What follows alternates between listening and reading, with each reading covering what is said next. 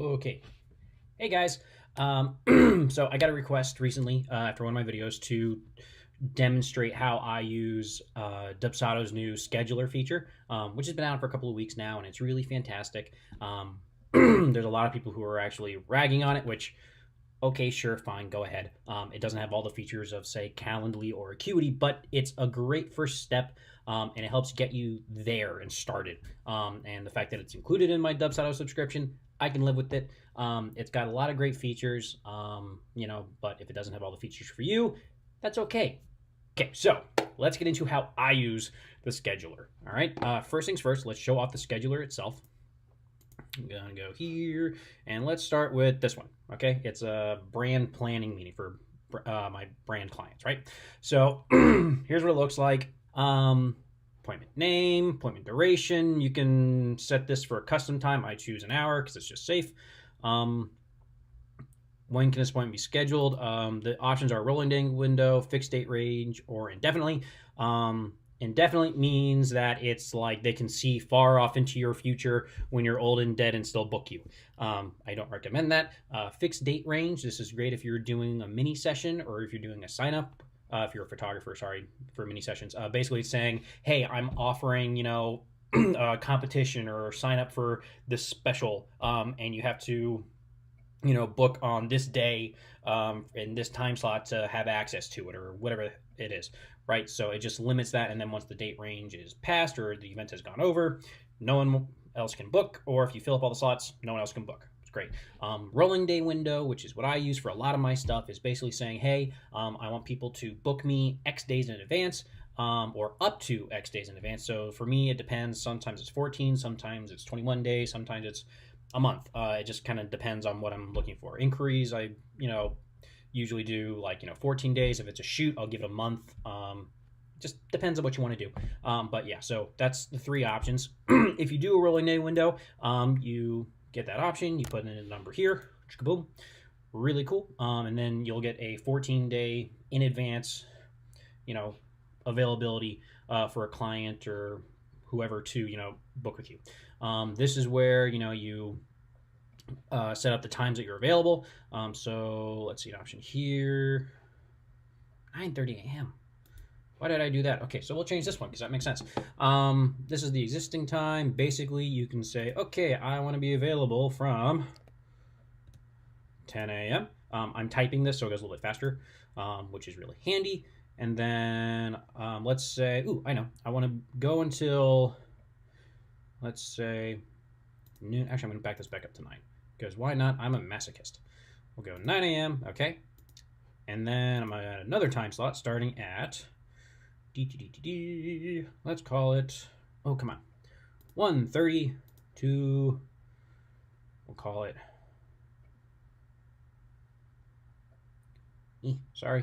4 p.m. I've effectively given myself an hour and a half break for lunch. Woo! Okay, that's all that does. So you can break it up as much as you want, but it'll complain if you overlap, so don't do that. And I can apply it to just this specific day, January 26th, or I can apply it to every single Saturday under the sun from here on to infinity. I'm going to do it on all Saturdays because I update my calendar and it blocks off automatically anyway, so I don't need to do this. I like working in these bounds. Cool. Show me as available or busy. Basically, if someone books that time slot, you're busy. Cool. Location, this is basically where you can say, oh, hey, every time we have this meeting, you book it with me, we're meeting here. I have a workaround for this so that you have more options. You can have your client suggest a location, or you can have them, go down a list of pre-selected ones that you provide, which is what I prefer because my clients are all over the metro Atlanta area. So sometimes it's easier to meet, in Alpharetta. Other times it's easier to meet in the midtown of Atlanta, right? Kind of just depends. So I provide those options, which I choose because I have preferences. Anyways, and then email, you can do a template email in here. I do usually for these. You can also type up your own if you want, and it'll automatically populate every time you send this out. If you share this scheduler as a link, or I'm sorry, if you embed the code using DTD, the link button, iframe code here. You embed that into your website. They won't see this. It's only if you send it to via email. And when you do send the email, in the email body, make sure you have scheduler link in the body. Otherwise, they won't see the link for it. And that's just found in your smart fields links, scheduler link right there. Okay, cool. So that's that page. We're then going to go to advanced. Okay, so prevention. I don't want anyone to book me less than 12 hours in advance. I like knowing my schedule ahead of time, and it gives me some wiggle room. And also, there's no last minute like, okay, it's about to be 5 o'clock. Oh my gosh, someone wants a consult. I have to haul butt through traffic and go drive for an hour, which just makes it physically impossible. I like to have some assurance so that I know what my calendar is going to be. If you like living by the seat of your pants, put it at 0. Have fun. It's all up to you. Buffer times. These are really handy. Create a 15-minute window before and a 30-minute window after the appointment. What this basically does is that if somebody books you at 5 p.m., it means that nobody else can book you or your calendar is filled essentially from 4:45, and if you have an hour-long conference, till 6:30, right? You were booked for that entire window. What this does for me especially is because I live in Atlanta and traffic is just lovely, it gives me some time to drive, right? And it gives time for, the consult or session to run over, for there to be extra questions, and just it allows you some shenanigans. And for me personally, I like being able to sit after a meeting and, go through my notes and capture everything and write down anything else I need to while it's still fresh in my brain. So this gives you a little bit of time to, transition between your various meetings, right? And you can set these for whatever you want. It's no big deal. You can set it for an hour if you wanted to, right? Or you can put zeros there. It's really up to you. If you're doing just pure phone calls as your, meetings, then you can just put a 5-minute window before and after, or a 0 if you really want to. Again, entirely up to you and how you want to run your schedule. Increments, this is in what time blocks that people are able to book you. So they can book you every 15 minutes, every 30 minutes, every 60. I like round even numbers, so I pick every 30. That's just me.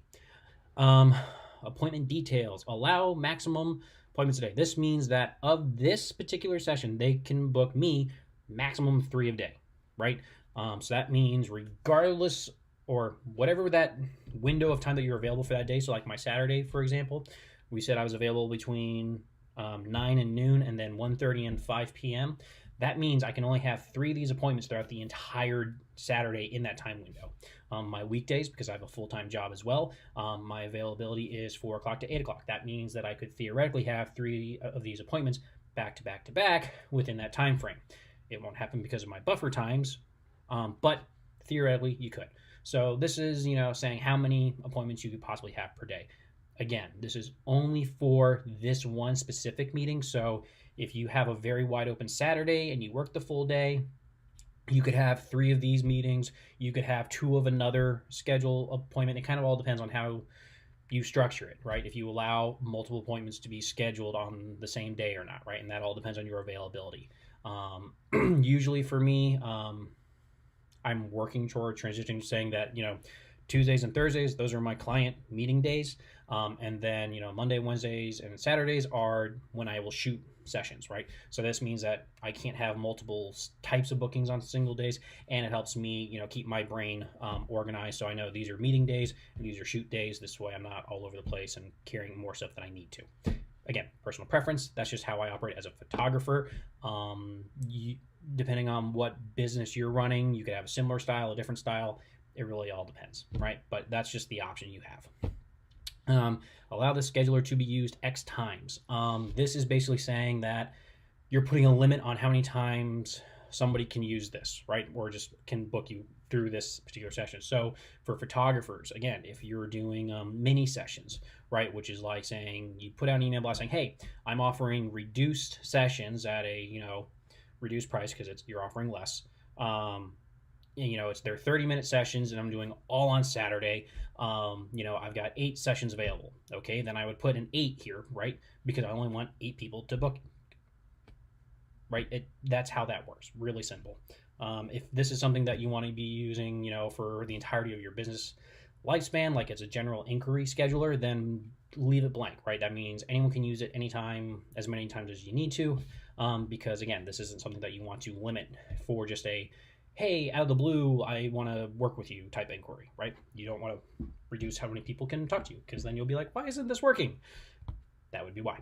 Okay, welcoming message. So this is where, as I mentioned before, if you do the embedded iframe code in your website, which again is, wrong button, wrong lever, Kronk. Here we go, beep. Okay, back. Okay, awesome. It's this one, the links. Okay, which is this code right here, right? The iframe code. When you embed that into your website, this is the thing that pops up on the top of the scheduling page. Wait a second. Nope, I'm sorry. This comes up no matter what.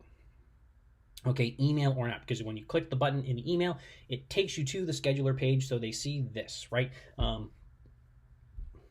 Right, so if you're looking at scheduling for a specific thing, like for me, if I'm saying, hey, it's a schedule for your portrait session, my welcoming message is gonna say something portrait session related, right? Because this is just a general inquiry one. I leave the language pretty open and broad, so you can mess with this as you please. Again, it's all your stuff. Confirmation email, this you can do separately from the canned emails. Dubsado did add that within the canned email section. There's actually in the canned templates, you've got appointment confirmation and cancellation. You do have to write your own reminder email though. Just something you got to do, but that's where you would put this. If you leave this blank, it uses the stock template that Dubsado has in the canned emails. Otherwise, you can have a custom confirmation email for each one of these if you so choose. Okay. And then finally, an additional form. This is great for, say, like for a headshot photographer. If you have your scheduler just built into your website, again, using that iframe code, you can set this up so that someone can book a date with you immediately, and then right next to it, I'll show you how this looks like. Right next to it, there's a form, and you can make that an intake form. So you could say, hey, this is my lead inquiry form. So it's give me your first name, last name, email, phone number, other details. This way, when someone shows up to your studio, bam, you already had the information, and you've got them scheduled for the headshot. Really easy, and all the information is right there. You can basically use that form for anything you want to. For me, this is how I do the multiple locations. Okay, and again, I'll show you how I implement that, but this is my scheduler location form. It's a questionnaire template. And again, I'm going to show you how I use that. If you want to, if this is going to be booking you immediately for a job or a session, you can say require deposit to secure booking, which is really handy. And this, you just put that in whatever it is. So for like my portrait sessions or my headshot sessions, right? Because those are all one price. It would just be, here's the deposit that's due in order to secure the booking, right? And this is great for those mini sessions I was talking about for photographers. So, if you're doing mini sessions for say like $100, and you want to make sure that people actually show up to them, so you didn't just, get screwed and now that's one client that's not showing up and you have an empty space so no one else can hop in.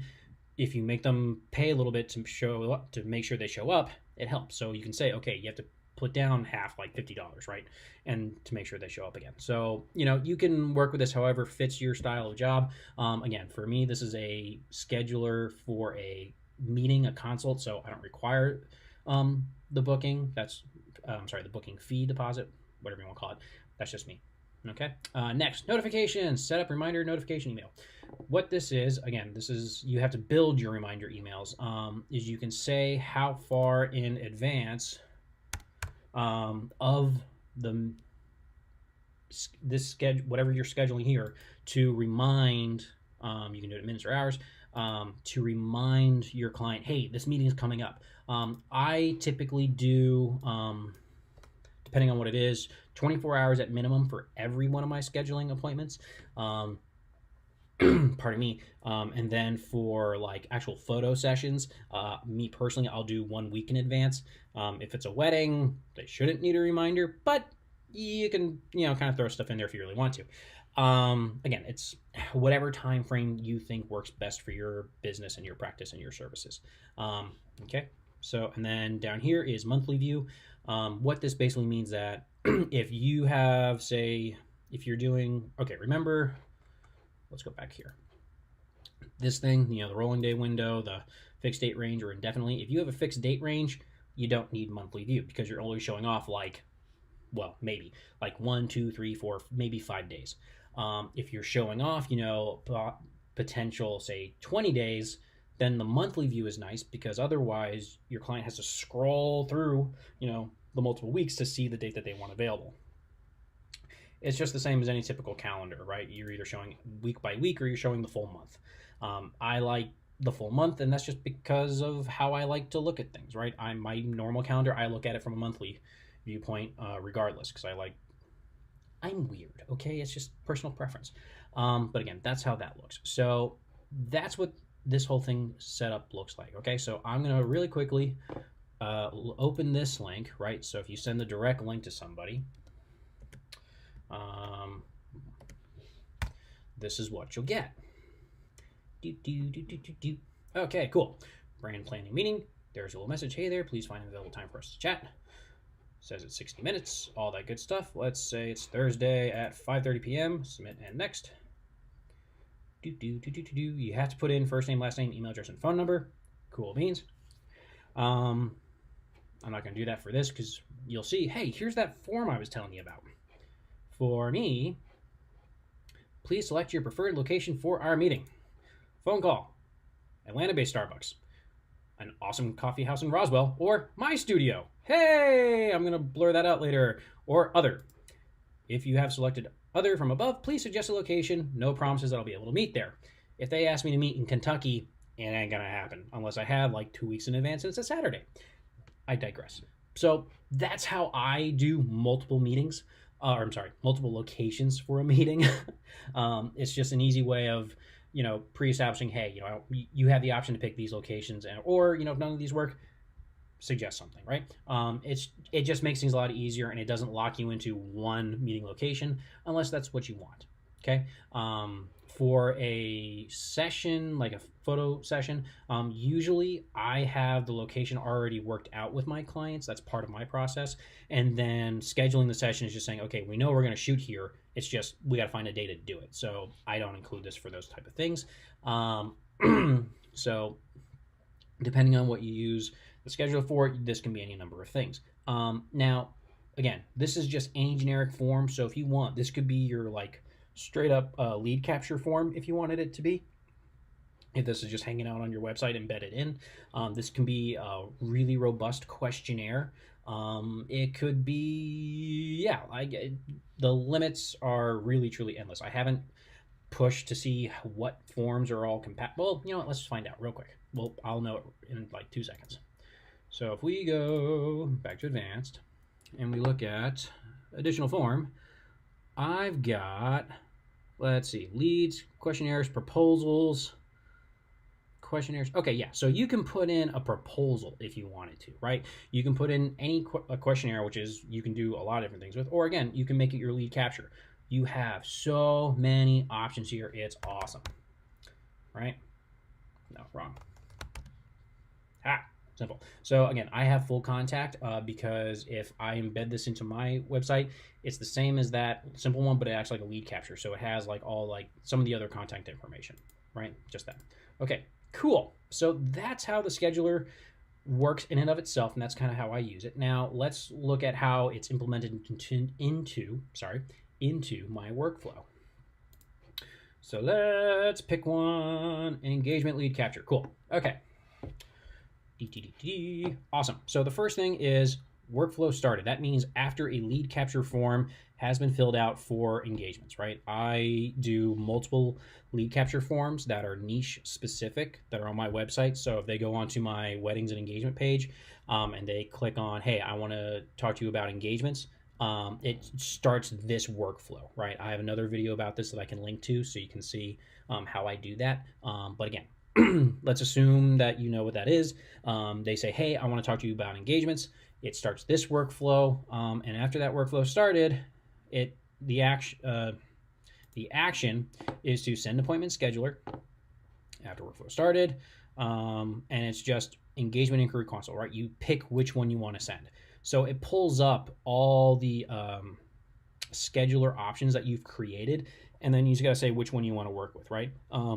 For me, the engagement one, the reason why, again, I have these broken out like very, very specifically is because I personally use language that's specific to engagement couples. So it's the template emails are different than, say, the portraits or the headshots. It's in this case, it's the same as the weddings because I'm talking to two people, because I always have them, add in their fiance's name, and I just changed the language a little bit. I'm talking about more of like an engagement stuff versus just, again, a traditional headshot or portrait. It's all different. So that's why I have multiple iterations of this. Yeah, so that's how that breaks down. And that's really all about how that works. What's really cool is that within a workflow, okay, is I can not show it on this one. Okay, let's look at a different workflow because I did it recently. This one, haha. Okay, so here's what we do is I can say, okay, send appointment scheduler brand planning meeting. That's the one I was just showing you earlier. After all previous actions complete. And then I can say, oh, after that appointment is I can do send a form, blah, blah, blah, blah, blah. Sorry. After I've sent them the scheduler link that I want them to, I can create a new action that says send a form after an appointment is scheduled, right? And then I can say which one to watch for, brand planner meeting. Now, because this is the only one that I've already had in this workflow, it reduces your choices so you can't accidentally pick a scheduler link that you haven't used in this workflow, right? So it makes sure it's very consistent. And then it's the same usual options, what form to send and template email, all that good stuff, right? So it's really, really handy. The other things you can do is, I have hold actions until the appointment has ended. This way, all these other things don't happen randomly or start, getting sent before the consult actually happens, because sometimes people book me, 3 weeks in advance for a consult, just the way it works. So that's how that works. And then, there's other things you can build in that are based off of if the appointment is scheduled, if it's, let's see, appointment scheduled before an appointment start time. So you could do your reminder emails here if you wanted to. You could, after an appointment has ended, you can say, okay, now I'm going to send a proposal. Cool. So that's how you would do that. Because you already know you're going to send a proposal after you have an initial consult with them. So it's really, really great automation that Dubsado has done here. That's really it when it comes to the scheduler. I don't think there's much else to it. Yeah, I think that actually covers it. I'm trying to think if there's any other little weird tidbits or things. I already mentioned, when you do your template emails for your schedulers, make sure it has scheduler link in the email body. Otherwise, they're never going to see the button. And again, that exists in Smart Field link, scheduler link, right? Real nice and easy. Yeah, that's really how that works. If you guys have any questions about any of this, please feel free to comment below. I'd be happy to help. And again, I'll link that multiple lead capture video that I was talking about so you understand why I've got all these and how the language works there. But yeah, so I hope this was informative. I hope this gives you some ideas about how to use the new scheduler. It's a great tool, and I'm really, really thankful for Dubsado doing this. In case anyone's wondering, I have no affiliation with Dubsado. I simply love their product, and I've been using it for about 3 years now. Really, really good stuff. Yeah, all right. So my name is Mike of Mike Letzer Photography, and yeah, I hope you guys got something good out of this, and talk to you later. Maybe talk when we got a new release out. Exciting stuff.